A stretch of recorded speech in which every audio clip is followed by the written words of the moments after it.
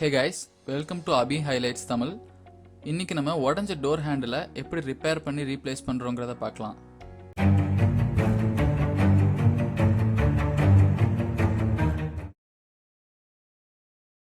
இதுதான் நம்ம door handle. இது எப்படி ரிப்பேர் பண்ணுறதுன்னு பார்க்கலாம்.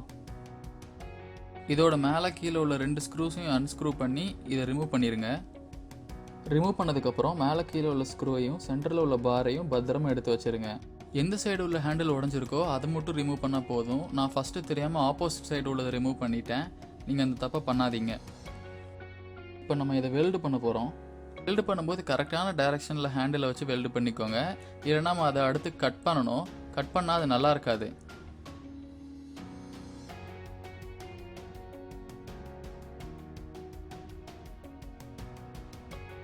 கரெக்டாக நம்ம இந்த சென்டர் போர்ஷனில் தான் வெல்டு பண்ணணும்.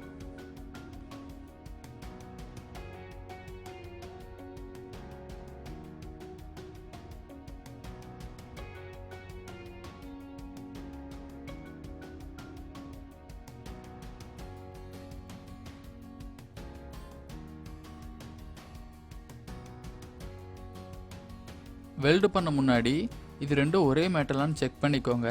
வேறு வேறு மெட்டலாக இருந்தால் வெல்டு ஆகாது.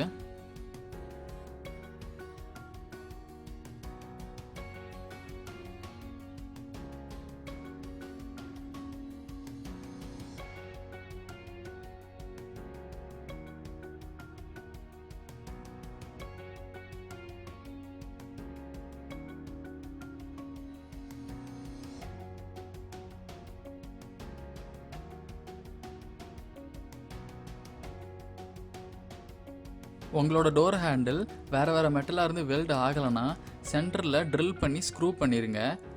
சில பேருக்கு ட்ரில் பண்ண அவசியம் இருக்காது. ஆல்ரெடி அந்த இடத்துல ஸ்க்ரூ பண்ணதாக தான் இருக்கும். அப்போ அந்த ஸ்க்ரூவை டைட் பண்ணால் அவங்க இது சரியாயிரும். அவ்வளோதான், நம்ம டோர் ஹேண்டில் ரெடி ஆயிடுச்சு. திரும்ப இதை டோரில் வச்சு ஸ்க்ரூ பண்ணிட்டா நம்ம வேலை முடிஞ்சது. டோரில் வச்சு ஸ்க்ரூ பண்ணுறதுக்கு முன்னாடி நம்ம அந்த சென்டர்லேருந்து எடுத்த பாரையும் திரும்ப அந்த இடத்துல ரீப்ளேஸ் பண்ணணும். அதுதான் நம்ம டோரை ஓப்பன் பண்ணுறதுக்கு உதவுது.